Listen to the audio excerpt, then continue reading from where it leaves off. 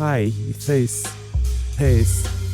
synergy holds company where we explore how Disney connects to everything. Jones I hold almost exactly like Eric. Study we will hold past the connection between Disney and David Lynch has struck.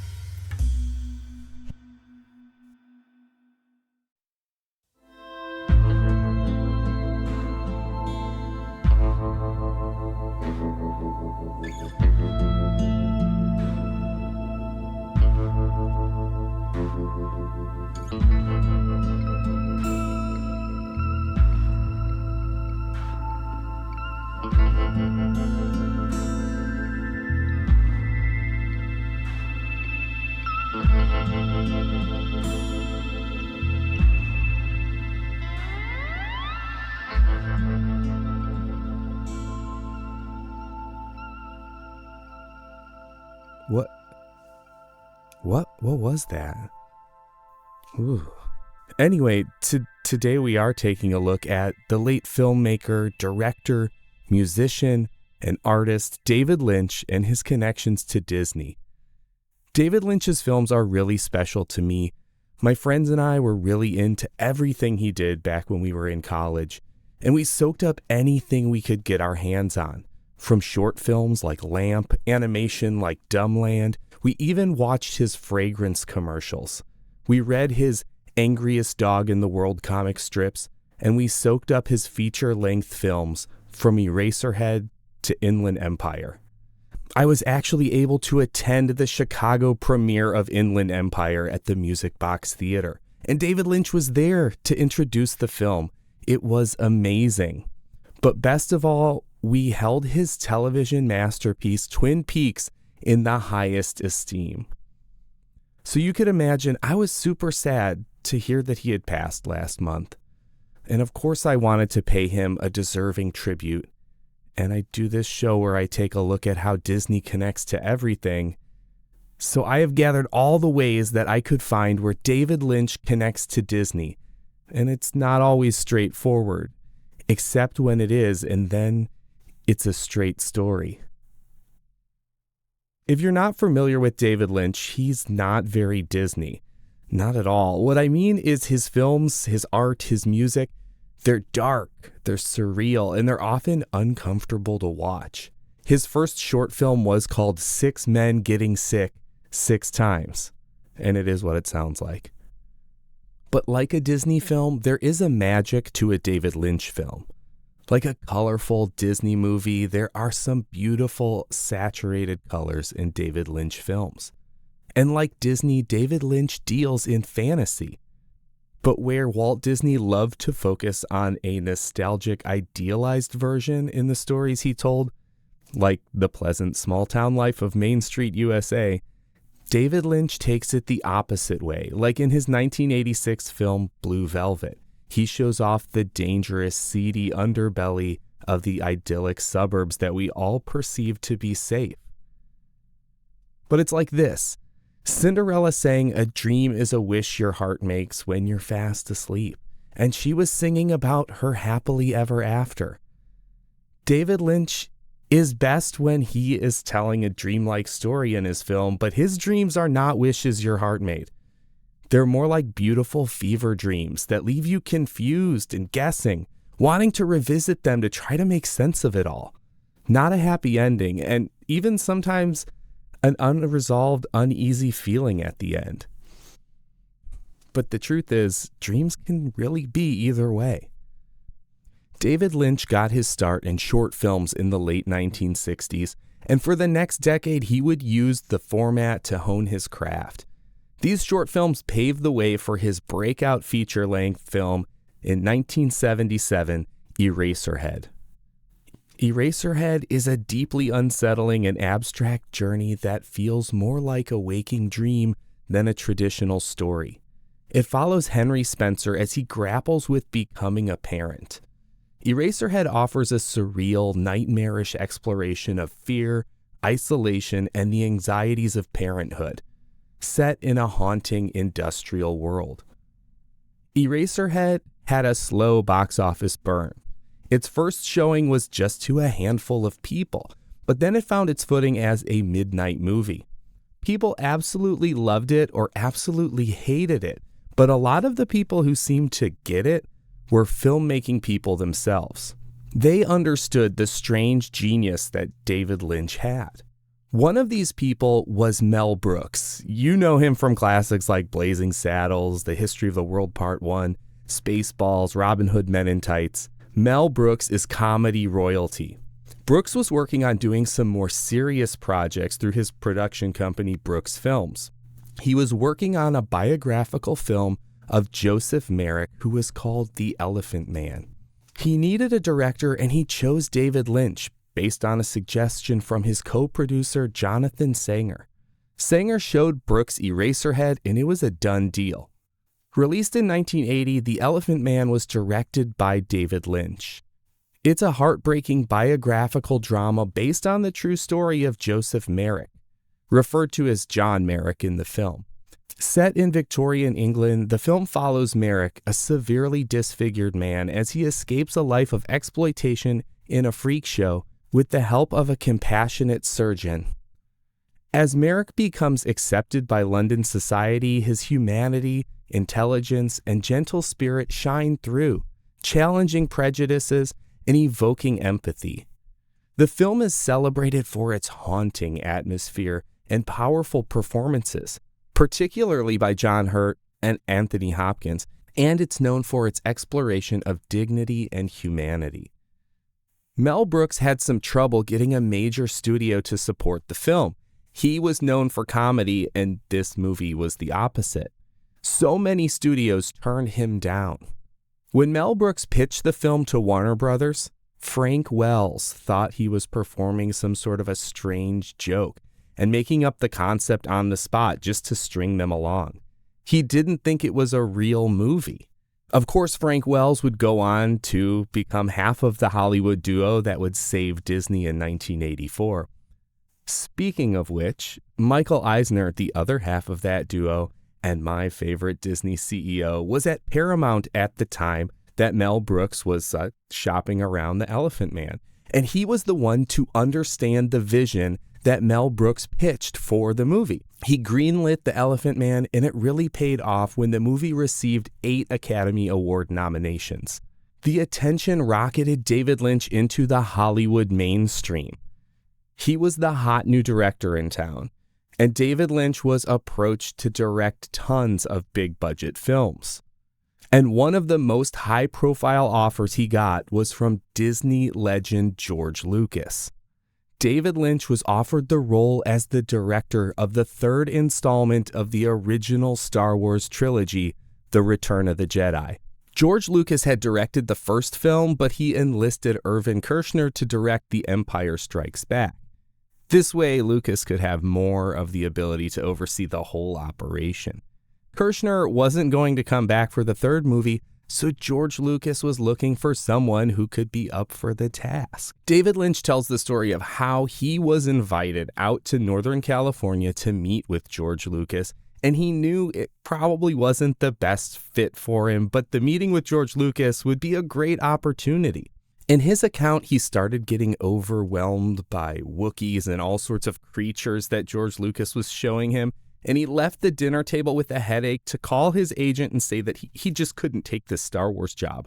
The anxiety of the situation had given him a migraine, and he couldn't imagine what it would be like to actually take the job. His agent just said, "Are you sure? You're going to lose out on millions of dollars." But he passed. It really wasn't the right fit. I guess David Lynch just shouldn't get involved with epic sci-fi space blockbusters. He did do Dune back in the 80s, way before Timothée Chalamet. He kind of picked that one up instead of Star Wars. But I'll just say it again. David Lynch probably shouldn't get involved with epic sci-fi space blockbusters. It didn't go well. But after Dune, David Lynch finally got to write and direct his films to his vision. 1986's Blue Velvet, like I mentioned earlier, and 1990's Wild at Heart gave David Lynch an opportunity to show off his strange, dreamlike stories to a mainstream audience. Of course, these bigger budget Hollywood films had pressure from the studios to fit the Hollywood mold, so they weren't Eraserhead, but still more of his vision than The Elephant Man or Dune were. These movies also helped open doors into our homes on the small screen. In gearing up for the 1990s, David Lynch teamed up with Mark Frost, who had a hit on TV with Hill Street Blues, to write a television drama about life in an American small town with all of its quirky citizens. Originally, it would take place in North Dakota, but as the story evolved, it became a murder mystery soap opera set in the Pacific Northwest and titled Twin Peaks. In 1989, ABC president of entertainment Brandon Stoddard greenlit a pilot with the caveat that they would also film a clean ending to the murder mystery so that it could be aired as a TV movie in Europe if the series didn't get picked up. He was probably expecting that it wouldn't get picked up. And then Stoddard immediately left the job. The show seems pretty much doomed at this point, right? That is until Stoddard's replacement, Bob Iger, fell in love with the pilot. We know Bob as the current and former CEO of the Walt Disney Company. Iger called a meeting with David Lynch and Mark Frost to hear their take on where this story would even go. And he became a champion of making sure Twin Peaks would get put on the air. Though many of the other people at ABC thought the show was too strange, Bob Iger persisted in his passion for the show and ultimately put it on the air mid-season in April of 1990. And it paid off. The show was a smash success from the beginning. Everyone was caught up in this mystery of who killed Laura Palmer. Twin Peaks was not like anything else on TV. I think it was pretty much ahead of its time. It paved the way for more out-of-the-box shows in the future like The X-Files. And it was definitely a precursor to the prestige television that dominates the Emmys these days. It also struck the same chord that gets so many interested in true crime podcasts today. Bob Iger helped make it a huge success, but then he turned villain, maybe in more ways than one. After the smash success of the first very short 8-episode season, Bob Iger renewed Twin Peaks for a second season. I mean, that's a no-brainer. But as Lynch and Frost continued the story on, they got pressure from Iger to reveal the killer in the second season. David Lynch has said that revealing the killer was not the plan for the second season, but he kept getting pressure from Bob Iger to do it, that he went against his own instincts and they revealed the killer prematurely to his plan. The show suffered from this choice, and after the reveal, the ratings totally dropped off, and the replacement storyline was just not strong enough. David Lynch really resented Bob Iger for the pressure. Okay, Twin Peaks spoiler alert and fan theory time, but it's been a long time since Twin Peaks was on.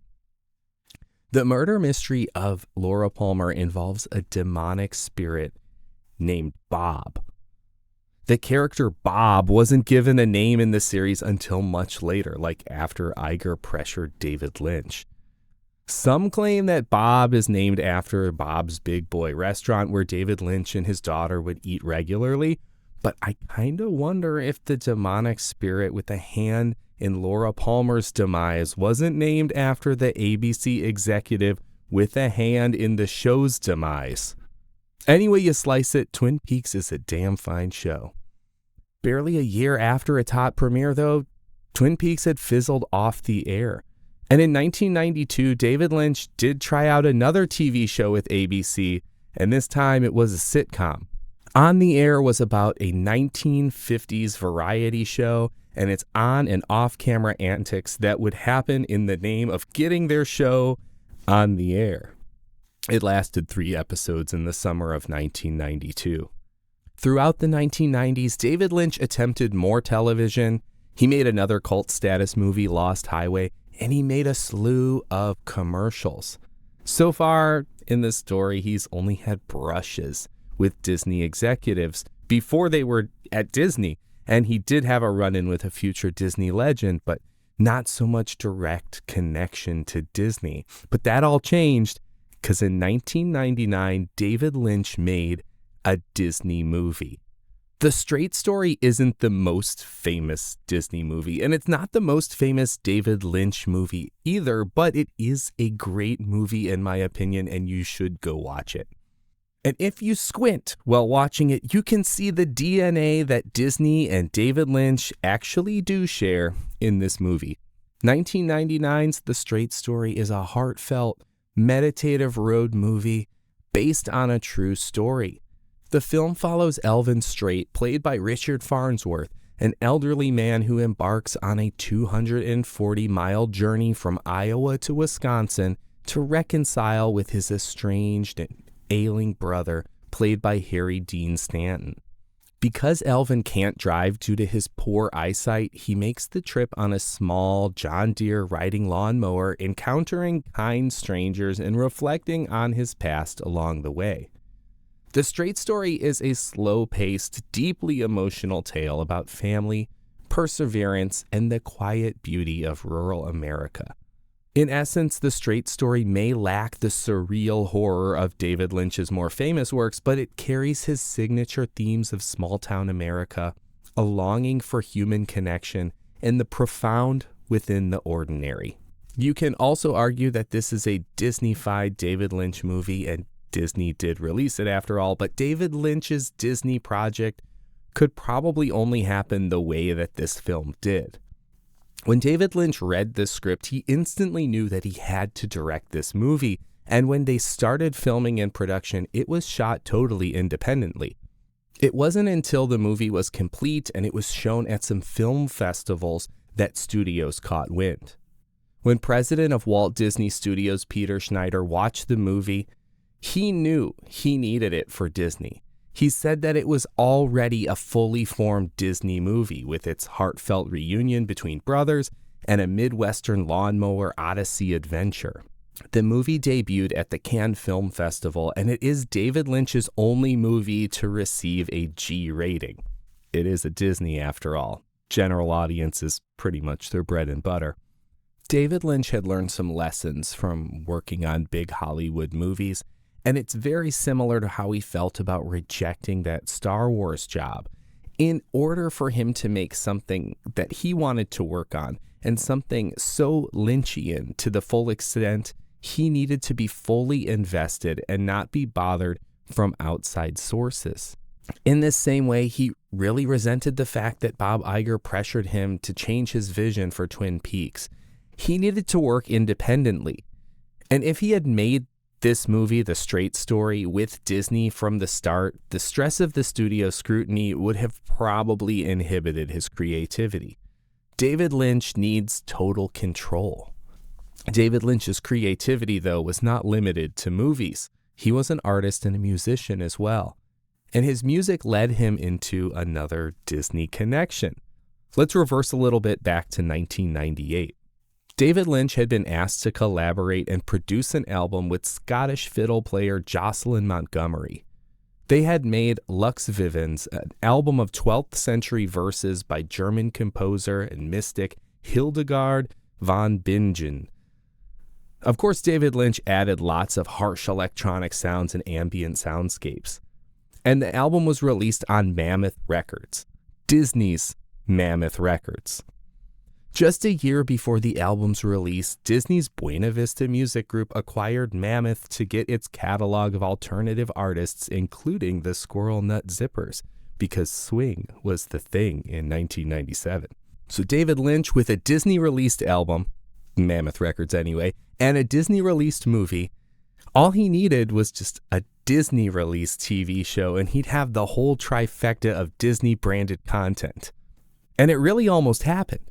In 1998, just before David Lynch started filming The Straight Story, he had been working on a massive TV pilot to rival Twin Peaks for Disney's Touchstone Television, and it was slated to air on ABC. And this is post-ABC acquisition. When he had pitched it to Disney ABC television execs Jamie Tarsis and Steve Tao, they loved it. It was the story of a mysterious woman in danger. She narrowly escapes an assassination when the car she was riding in with her would-be killers was hit by a joyrider late at night on Mulholland Drive. She escapes with barely more than a purse full of cash, but it's like a lot of cash. And she doesn't even remember who she is. She has amnesia. She finds a fresh-to-Hollywood, aspiring actress named Betty, played by Naomi Watts, and starts going by the name of Rita after picking it up off of a Rita Hayworth poster. She and Betty vow to figure out who she really is and what kind of trouble she's actually in. At the pitch meeting, David Lynch left Tarsis and Tao on the edge of their seats. They wanted to know what would happen next, but Lynch said, "You have to buy the pitch to find out." They quickly greenlit and ordered a script for Mulholland Drive, and David Lynch got writing. It would be just the thing ABC needed to compete against NBC's Thursday night must-see TV sitcoms like Friends. When ABC got their hands on the pilot script, Tarsis and Tao loved it, and they pushed it forward to start production. Jamie Tarsis said it was the fastest script she had ever read and knew immediately that it would have to be made. Mulholland Drive was innovative. It wasn't like anything else on TV, and it would be a breath of fresh air in the landscape of shows that just tried to mimic each other. Mulholland Drive would be a gem in the ABC lineup, and Disney ended up pouring over $7 million into the pilot throughout its production. It's unheard of money in TV at the time. David Lynch started filming in locations all around LA. Of course, the opening scene on Mulholland Drive where the mystery woman escapes was filmed on Mulholland Drive.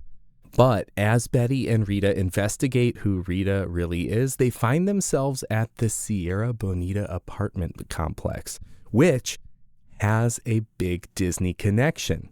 The apartments where they filmed were actually little cottages, affectionately called the Snow White Cottages. The Snow White Cottages are 8 cottage apartments surrounding an intimate little courtyard on Griffith Park Boulevard. They were built in 1931 and only blocks away from the Walt Disney Studios at the time. During this time, Los Angeles had a bit of a fairy tale inspired architecture boom. Another example of this style is one of Walt Disney's favorite restaurants, and it was a common hangout for Disney animators and Imagineers, the Tam O'Shanter. The Snow White Cottages had been there since 31, but didn't get that name until after 1937 when Walt Disney's Snow White and the Seven Dwarfs became a huge success.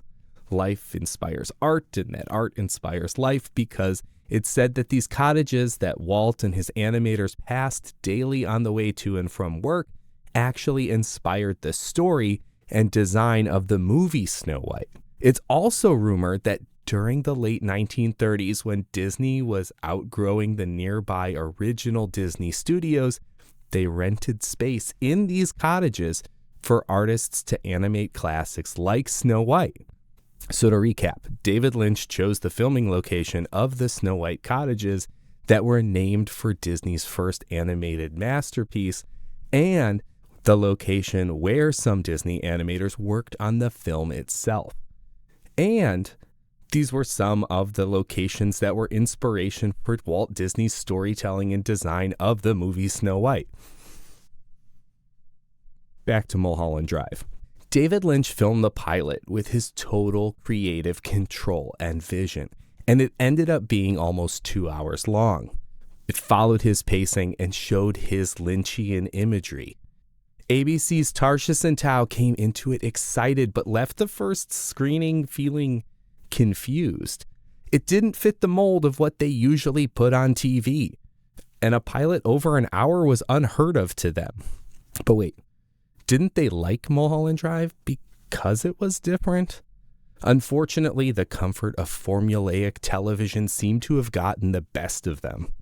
They wanted Lynch to cut scenes down for time to fit a traditional hour-long format, leaving time for commercial breaks, of course.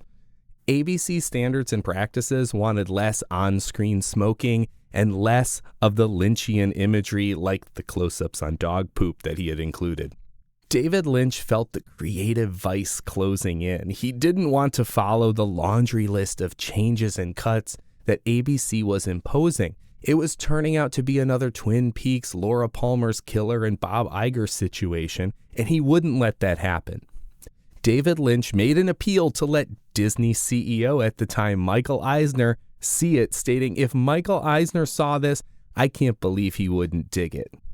And there's a good chance that he would have dug it. In fact, he did greenlight David Lynch and Mel Brooks' Elephant Man so many years ago at Paramount, but he would not get the chance to see it. Tarsis and Tao continued to ask for cuts and changes, and David Lynch finally agreed to cut the pilot down. But instead of leaving scenes on the cutting room floor, he cut from the end of the pilot with the intention of turning the cut material into the next episode.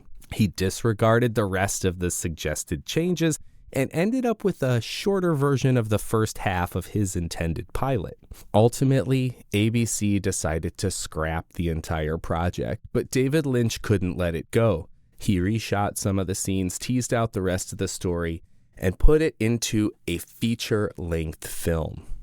If it couldn't be on TV, he would show his vision theatrically.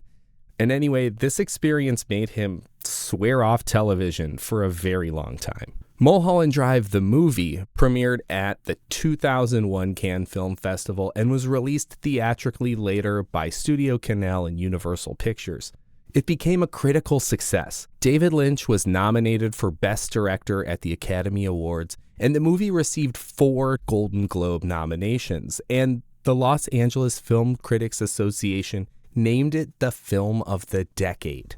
David Lynch never worked with Disney or ABC again, but he did continue making art, short films, and feature films.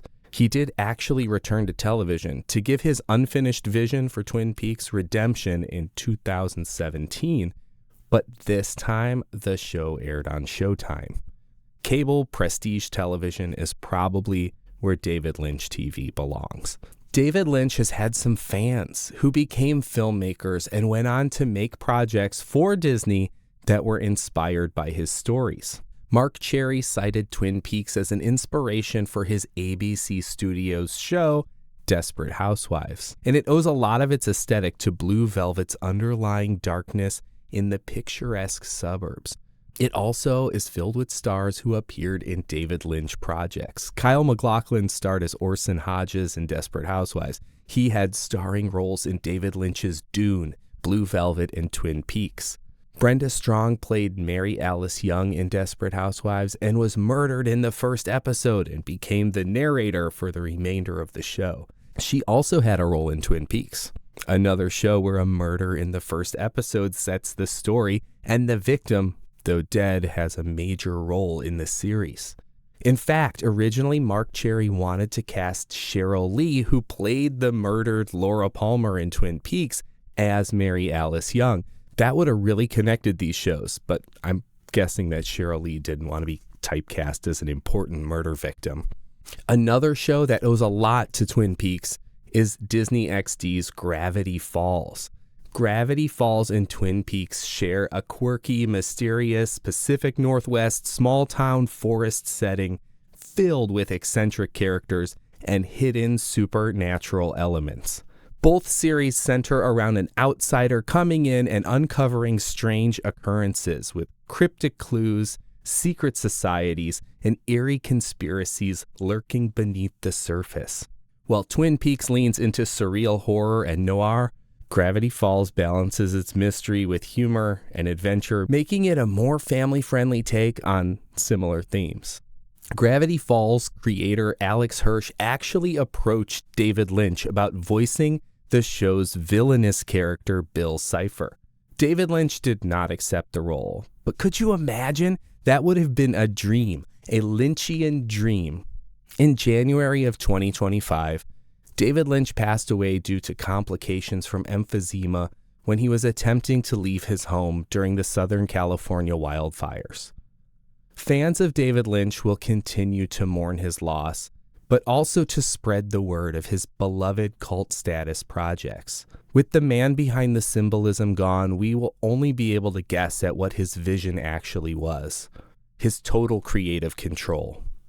Thanks for joining me on this journey through the connections between David Lynch and Disney, and until next time, keep discovering the magic in everything.